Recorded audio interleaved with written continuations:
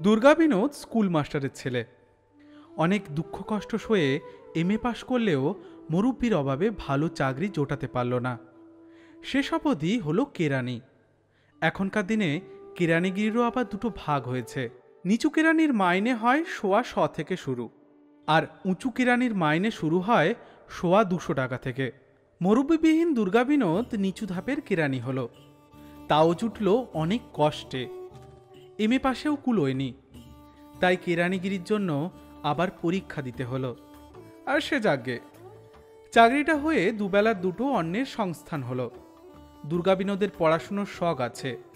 সন্ধে 7টা থেকে লাইব্রেরিতে হাজির হয়, চলে রাত 9টা পর্যন্ত। দর্শন শাস্ত্রে সে এমএ পাশ করেছে। এবার হিন্দু দর্শনটা সে ভালো করে বুঝে নিতে চায়। ধর্ম কি, ঈশ্বর কি, মানুষ কেন নিজের মধ্যে ঈশ্বরকে উপলব্ধি করেছে, এইসব বুঝতে বুঝতে সে এসে পড়ে যেসব সাধুসন্ত মহাত্মা সাধনা করতে করতে ভগবত শক্তি লাভ করেছিল তাদের কথায়। ভারতের সাধকের যত সব অলৌকিক কীর্তির কথা পড়তে পড়তে দুর্গা বিনোদ সাধুর দর্শনের জন্য উন্মুখ হয়ে উঠল। রবিবারের ছুটির দিন তার আর বাড়িতে বসে থাকা চলল না। কলিকাতার আশেপাশে 20-25 মাইলের মধ্যে কোথায় কোন আশ্রম আছে, কোথায় কোন তান্ত্রিক থাকেন, সেখানে সে যাওয়া আসা শুরু করল। দুর্গা বিনোদ আশ্রমে যায়, আরও 10 জনের মাঝে বসে, আশ্রমিক মহাত্মাদের বাণী শোনে, তারপর প্রণাম করে বিদায় নেয়। ফেরার পথে মহাত্মাদের বাণী মনে মনে আলোচনা করে। মহাত্মারা কত বড় সাধক তাদের একটা পরিমাপ করার চেষ্টা করে। মহাত্মার কোনো অলৌকিক শক্তি আছে কিনা জানার চেষ্টা করে। একদিন খবর পেল হাওড়ার এক গ্রামে এক তান্ত্রিক আছেন। তিনি অলৌকিক ক্ষমতার অধিকারী। জলপড়া দিয়ে অম্লশূল সারান, কানে কাঠি দিয়ে কালা মানুষের বধিরতা দূর করেন, কঠিন বাতের বেদনা সামান্য হাত বুলিয়ে আরাম দেন। যিনি খবরটা দিলেন তিনিই সঙ্গে নিয়ে গেলেন। বাস থেকে নেমে মাইলখানেক হেঁটে গেলে ছোট্ট একটি গ্রাম। গাঁয়ের গোড়াতেই একটা পুকুর পাড়ে একটি ছোট্ট মন্দির। মন্দিরের পাশেই একখানা চালা ঘর। ঘরের দাওয়ায় একজন জটাধারী সাধু বসে আছেন। সামনে ধনুচিতে আগুন জ্বলছে, পাশে একটা কলসি ও ভাঁড়। কয়েকজন পুরুষ ও মহিলা হাত জড়ো করে সামনে মাদুরে বসে আছেন। দুর্গা বিনোদ বসে পড়ল।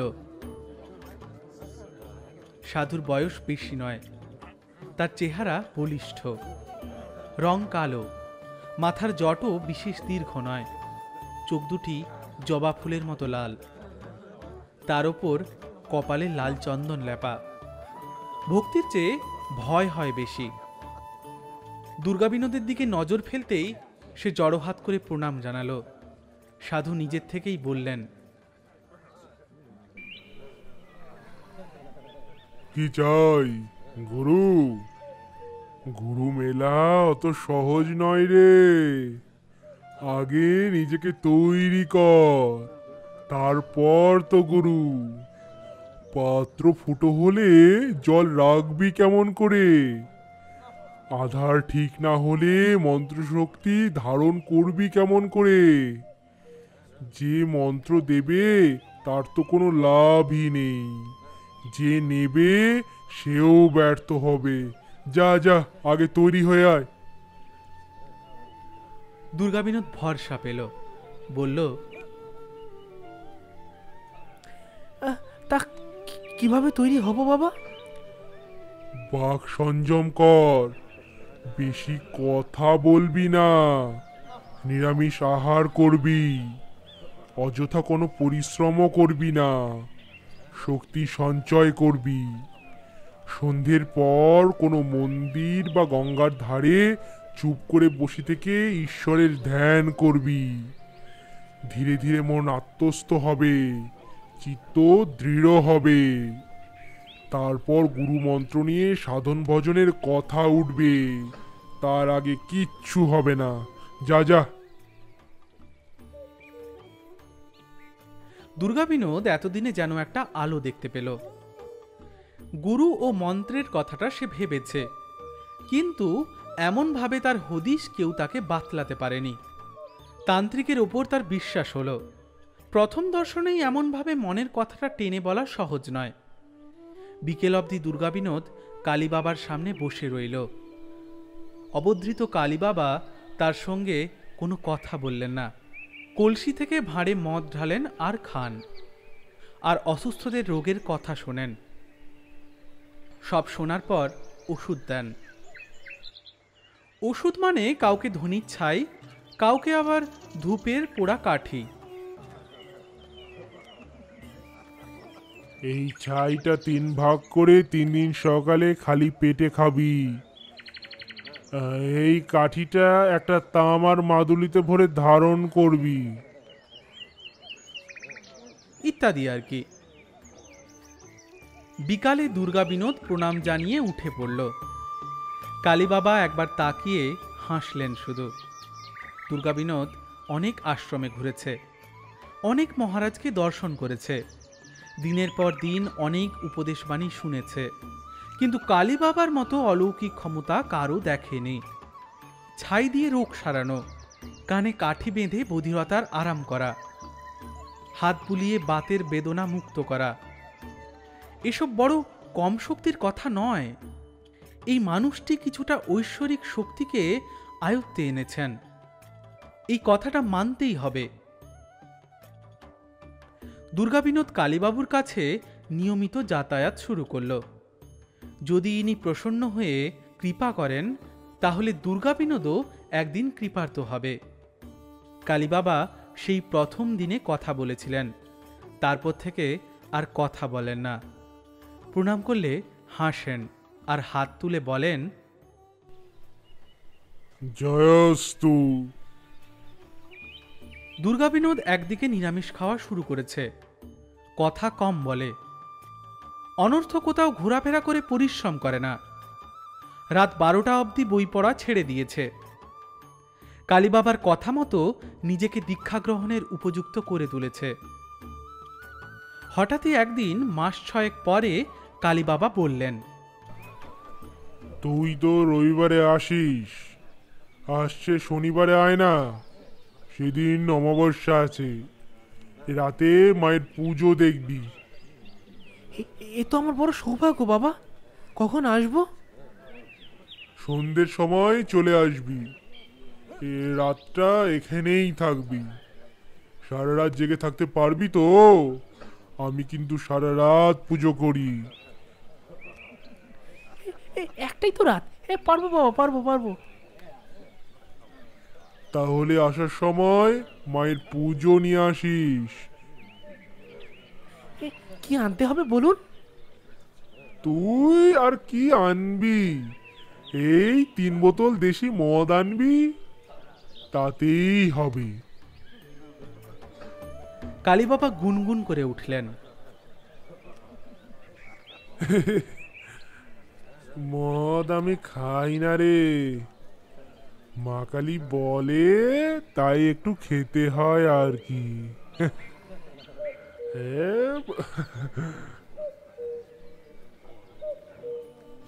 তারপর কলসি থেকে 1 ভাঁড় মদ নিয়ে গলায় ঢাললেন। দুর্গাবিনোদ সেদিন খুশি হলো। কালীবাবা মদ চেয়েছেন, পুজো দেওয়ার জন্য ডেকেছেন, এবার তিনি প্রসন্ন হবেন। উৎফুল্ল মনে দুর্গাবিনোদ সেদিন বাড়ি ফিরল। শনিবার সন্ধ্যায় এক রেশন ব্যাগের মধ্যে 3 বোতল দেশি মদ নিয়ে দুর্গাবিনোদ কালীবাবার আশ্রমে এলো। তখন ঘরে ঘরে আলো জ্বলেছে। কালীবাবা দাওয়ায় বসেছিলেন। বললেন, কিরে, এনেছিস? দে এখানে। বোতল 3টি নিয়ে কালীবাবা মন্দিরে চলে গেলেন। বললেন, 2 ঘন্টা এখানে বস, পুজোর সময় আমি তোকে ডাকবো, তখন আসিস। দাওয়ায় মাদুর পাতা ছিল। দুর্গাবিনোদ সেই মাদুরের উপরেই উঠে বসল।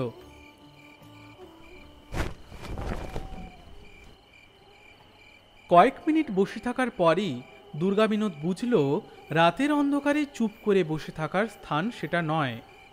কানের পাশে মশার ডাক আর থামতে চায় না। বুদ্ধি করে দুর্গাবিনোদ রেশনের থলির মধ্যে একখানা চাদর এনেছিল। এবার সেই চাদরখানি দিয়ে আপাতমস্তক মুড়ে দিল। শুধু চোখ দুটো বেরিয়ে রইল, তবু মনে হয় যেন মশা কামড়াচ্ছে। সামনে অন্ধকার, মাঠ ঘাট গাছপালা সবই কালোয় মিশে গেছে। অনেকটা তফাতে দু তিনটে ঘরের জানালায় আলো দেখা যাচ্ছে। কাছাকাছি মানুষ আছে বলে মনে হয় না।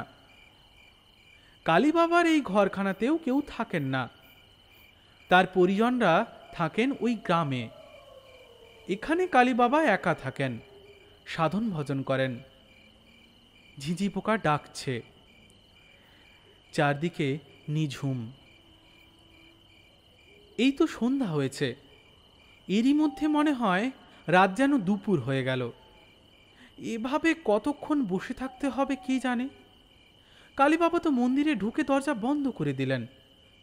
পাশে একজন মানুষ থাকলে ভালো হতো, বড় একা একা মনে হয়। দেওয়ালে হেলান দিয়ে দুর্গাবিনোদ ঝিমোতে শুরু করল।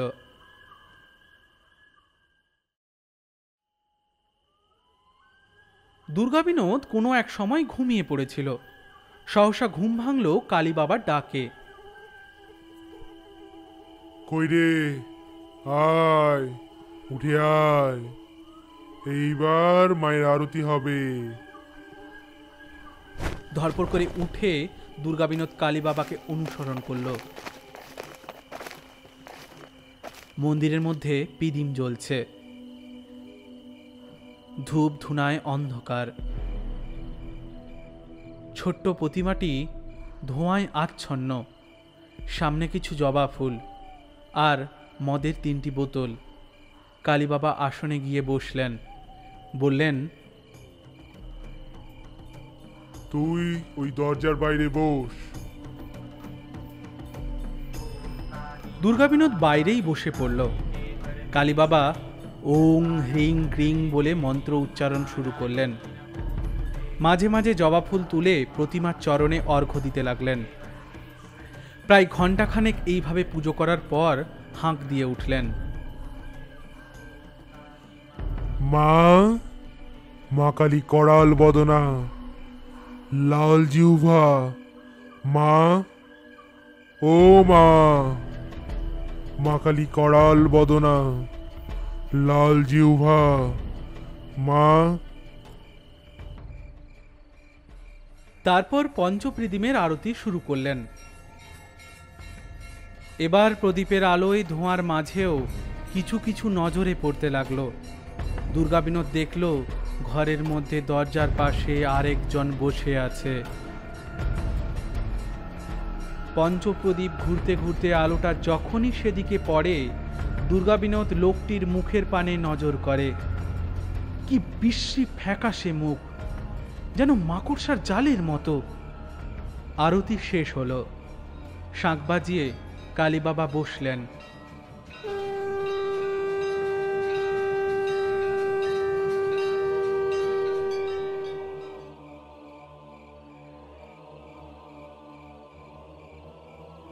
মদের 3টি বোতল মায়ের চরণে স্পর্শ করিয়ে হাঁক দিলেন, মা, মা কালী করাল বদনা, লাল জিহ্বা, মা, মা কালী করাল বদনা, লাল জিহ্বা, মা। তারপর বললেন, প্রণাম কর, এই নে প্রসাদ নে। দুর্গাবিনোদ প্রণাম করল। বোতল থেকে এক ভাঁড় মদ ঢেলে কালীবাবা বসে থাকা সেই লোকটির মুখে ধরলেন, বললেন, খাও, খেয়ে নাও। লোকটি মদ খেল। কালীবাবা সেই ভাঁড়ে আবার মদ ঢাললেন। তাকে বললেন, ধরো, ওকে দাও। লোকটি ভাঁড় ধরল, হাত বাড়িয়ে এগিয়ে দিল দুর্গাবিনোদের দিকে। মানুষের হাত যে এতটা লম্বা হয় দুর্গাবিনোদ তা জানত না। ভাঁড় শুদ্ধ হাতখানা সোজা দরজা পার করে চলে এলো তার মুখের কাছে। দুর্গাবিনোদ থ। কালীবাবা বললেন, ভয় পাস নে, খা মায়ের প্রসাদ। দুর্গাবিনোদ তাকিয়ে দেখল, হাতখানা কোথাও একটু মাংস নেই, সবটাই কঙ্কাল। হাতের মালিকের পানে তাকালো, মুকই কঙ্কাল কুরুটি। দুর্গাবিনোদের সারা দেহ কেঁপে উঠল। না না না না বলেই এক লাফে দুর্গাবিনোদ ছুটল, সোজা পথ দিয়ে ছুটল। কানে এলো পেছন থেকে কে যেন অট্ট হাসিতে হাসছে।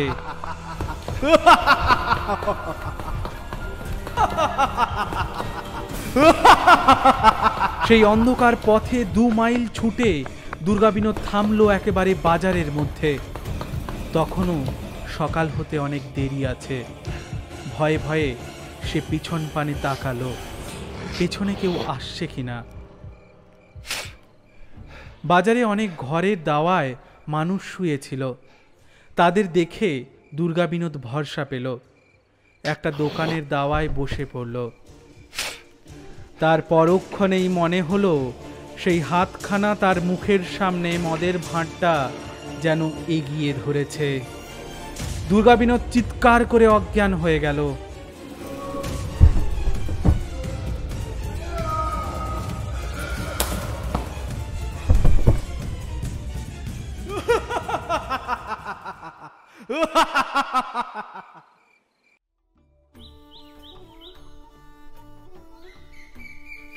সকালে বাজারের লোকেরাই দুর্গাবিনোদকে বাসে তুলে দিয়েছিল। ভয়ের ভাবটা কাটিয়ে উঠতে কয়েকদিন তার সময় লাগলো।